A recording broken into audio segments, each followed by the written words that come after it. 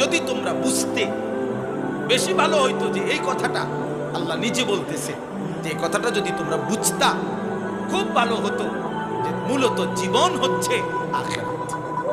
ওয়া ইন্না দারাল আখিরাত, আখিরাতের ঘর, আখিরাতের জান্নাত, সেটাই জীবন। মজা পাইবা সেদিন, জান্নাতে যাইবা যেদিন। তৃপ্তি হবে সেদিন, জান্নাতে যাইবা। দুনিয়া তৃপ্ত হওয়ার জায়গা না। দুনিয়া কেউ তৃপ্ত হয় নাই, দুনিয়া কাউকে তৃপ্ত বানায় নাই, দুনিয়া কাউকে থাকতে দেয় নাই। কেউ মরতে চায় নাই, কিন্তু মৃত্যু কাউকে রাখে নাই। তুমি হাসলেও মরে যাবেন, কাঁদলেও মরে যাবেন, সুখে থাকলেও মরে যাবেন, দুঃখে থাকলেও মরে যাবেন।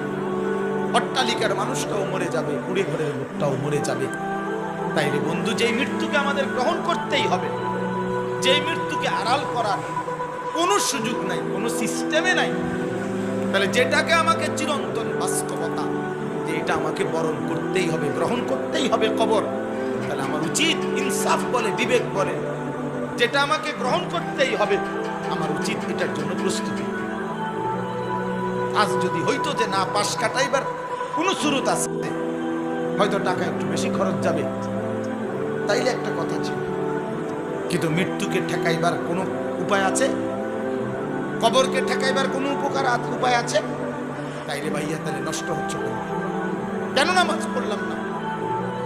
কেন আল্লাহকে নারাজ করলাম? আল্লাহ বলতেছিলাম, তাকশাইরু মিনহু জুলুদুল্লাযীনা ইয়াখশাউনা রাব্বাহুম।